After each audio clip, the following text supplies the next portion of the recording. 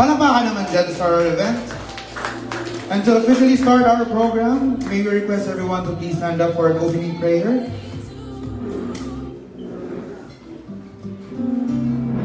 Dear Heavenly Father, we thank you for gathering us all today in this important endeavor.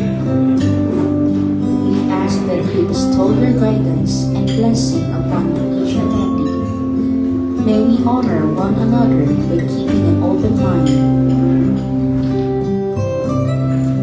May we voice our truth and listen with an open heart. Bless everyone present today, that each may be able to share his or her contributions and gifts. Grant good health and safety to loved ones left outside this room, and bestow peace and goodwill to all of us. We ask for your wisdom and grace to use our talents for the betterment of others. May the various activities related to this day be a success through your intervention. With gratitude, we offer this prayer in your name. Amen. Miriam, may we now be seated.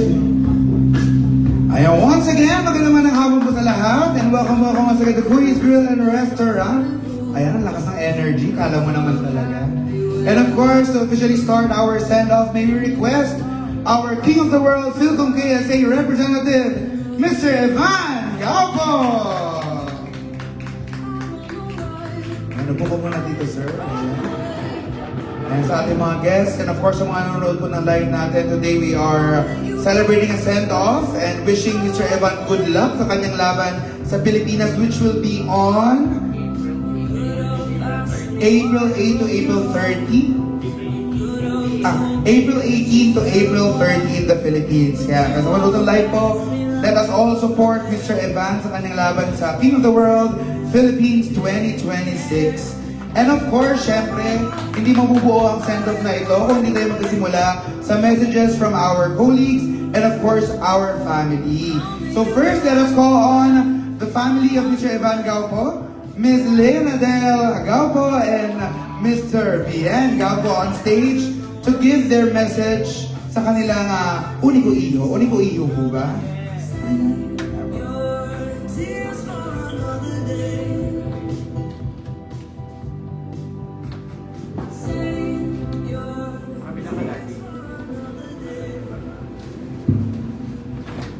Yes, good afternoon, everyone. We thank you guys for coming over to witness the send-off party of our beloved son. We look forward for your support. We know that you already supported him throughout his journey before ACDC, and we're looking forward his future journey. You're still there behind him to support and to show his love, to share love to him all the time. And of course, we are confident that with the knowledge that he have right now, he's confident to face whatever challenges that come along in Quezon, Philippines. And of course, we're aiming for the grand crown for him. And we claim that right now. Thanks so much.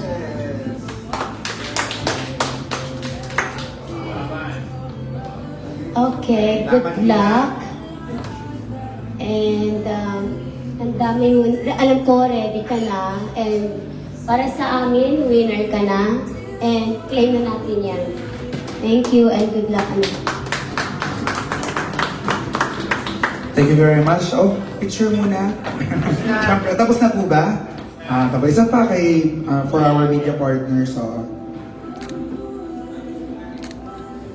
Ayan, palapakan naman po natin ulit ang ating mga very, very supportive parents. Thank you so much. And of course, we share the same sentiments and wishing Evan good luck. And of course, let's go on.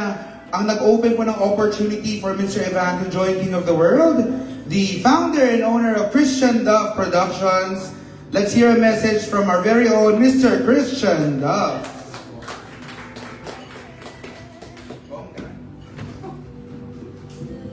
Good afternoon, everyone. I'd like to say first thank you to everyone for coming for the send-off party of John Evan Gaupo. I'd like to wish you in advance sana You'll give all your best. Just be yourself. Huwag kang kakabahan. I know that marami na yung napagdaanan mo.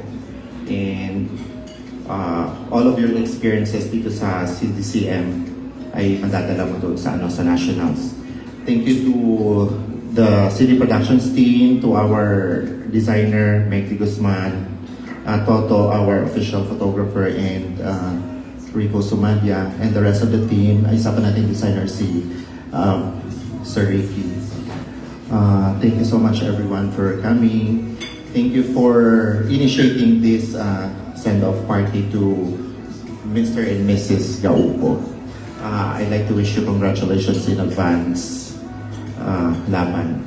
Alam ko, kaya mo yan. Yes, thank you so much, Mr. Christian Duff. And at this juncture, can we also call on one of our avid supporters for Mr. Evan, the CEO of SE Productions, Mr. Rani Basanta. Sir Rani. Mamaya na po yan. Sige, balikan na lang natin si Sir Rani mamaya-maya. Let's hear a message from the friends of Mr. Evan. Let's start with our Mr. sa Filipinas Philcom KSA 2023 Grand Winner. Palpakalan po natin si Ram. Message lang. And words of wisdom. Hi Evan, good afternoon. So, I think kung daw nagkakamali, nag-judge ako nung nag-compete si Evan. Nag-judge ba ako? Yeah! So, I'm very sure na kung dadalhin ni Evan yung performance niya that time, makukuha niya yung crown. Kasi very consistent siya sa stage. Talagang nirurule niya yung moment. Always ino-own niya yung stage. And I'm sure you'll bring home the crown, Evan. So good luck and congratulations in advance. Dito ko muna, Sir Ram. Any tips po ba as someone who experienced national pageants na any tips for Mr. Evan kung anong pwede niyang gawin when he goes to the Philippines?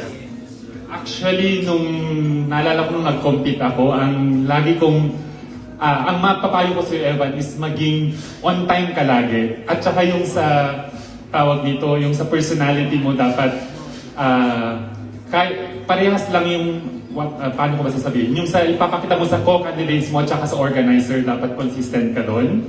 Ano pa, be on time, approachable, tapos always wear your big smile sa mga in front of, kasi ang daming mga tawag dito, kabilaan ng camera dyan, tapos alam ko hindi ka naman mag-attitude kasi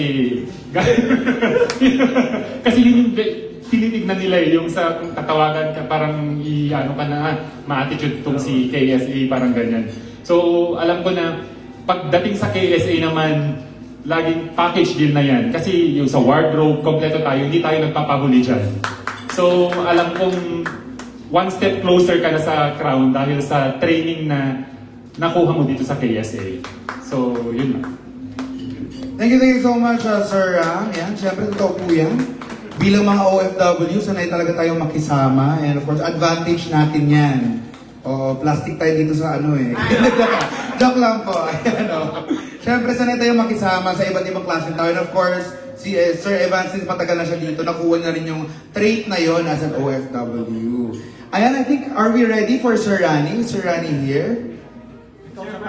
May kausap pa rin. Can we ask anyone who would like to send, say a special message to Mr. Evan? Can we call on Sir Meg, Beyond the Guzman, to give a short message lang? Yeah, Sir Meg. Siyempre si Sir Meg po talagang avid na to. Pupunta na to sa Philippines for national pageant. So a short message and some tips for Sir Evan to get that crown. My message for you is to enjoy your journey kasi this is only once in a lifetime opportunity. So enjoy and get a chance to know your co-candidates very well. And be yourself and kaya mo yan. Ayan, napakaswerte po ni Evan at napapalibutan siya ng mga magagaling na mga members of the Filipino community here in Riyadh to train him and make him ready sa pag-uwi ng Pilipinas. And as of this juncture, while waiting for Mr. Rani, na mukhang busy sa kanyang telepono, can we also hear a message and some tips from Mr. Rico Somadia? Ayan, oo. Ayan. Ano po ba ang pwede mong maibigay na advice kay Mr. Evan? Message lang, tips talaga. Jumoy. First of all, congratulations in advance. Being part of the candidates for this year's is already an achievement that is something to be proud of. Kasi maraming mga naghahangad na sumali pero they're not given the chance actually. So ikaw, pinatunayan mo rin naman from last year na deserve mong mag-compete. So ito na yon. CD Prod is proud na sa'yo from the moment you have been crowned as Philcom KSA 2025. Just be yourself, be confident, and then prayer key, huwag ka masyadong sabi nga nila, tatatak kasi sa kanila kung may attitude ka o wala. Pero as far as I know you, you have been a very good person and a friendly one. Good luck. Yes, thank you very much, Mr. Rico. And at this juncture, syempre naman, try natin mag-practice for Q&A. Oo. Can we hear some questions from our media partners? Budget natin to, alright? And some of our guests, baka meron kayong mga gustong itanong kay Sir Evan to prepare him for his journey sa King of the World 2026. You can use the microphone in the table po. Baka meron po kayong mga tanong kay Mauna daw si Sir Bern. Sir Burns? Okay, sige. Here we have from our guest. Wala pa ka naman natin, Sir Burns. Mukhang meron pa siyang kodigo ng 100 questions for Mr. Evan. Ready, nag-prepare. Hello. What profession would make a perfect king? An engineer? A doctor? A priest? A farmer? Or an actor? And why?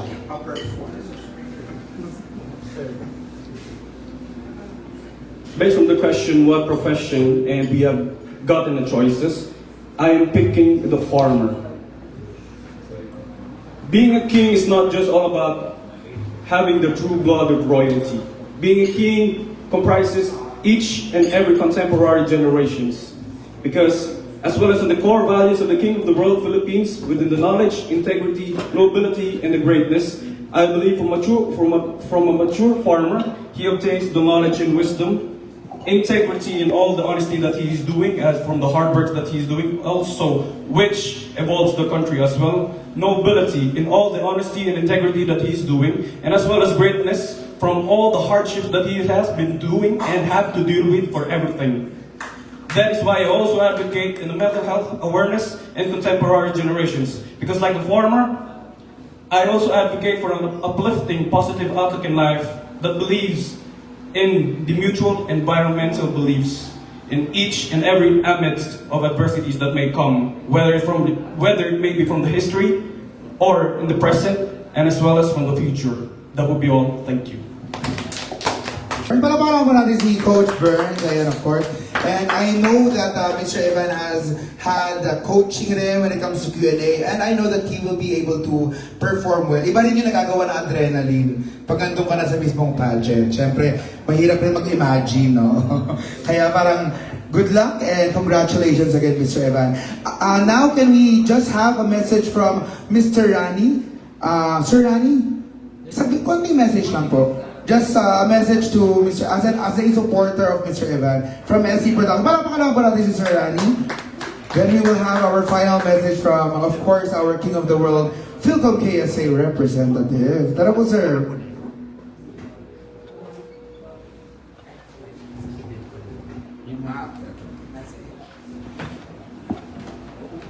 Good afternoon po sa lahat. Simple note, I wish you all the best. We are confident that you will be gonna make it. You will gonna bring the crown to Saudi Arabia. Okay? Good luck. Thank you. Short and sweet yung message. Grabe. Very short and sweet. Ayan. Iba talaga si Sir Rani. Very impactful. Short and sweet. Impactful. Ayan. Yes po. Of course. And of course, can we also invite our Mr. International Philippine PSA President, Miss Julia Habibi, to give a short message. And thank you so much for supporting King of the World and Christian Duff Productions as well. Tara po, Miss Julia. Ano po message natin kay Sir Evan? Hello po, good afternoon sa lahat. I know Ivan is already well prepared kasi nakikita naman natin yung support ng family niya as well.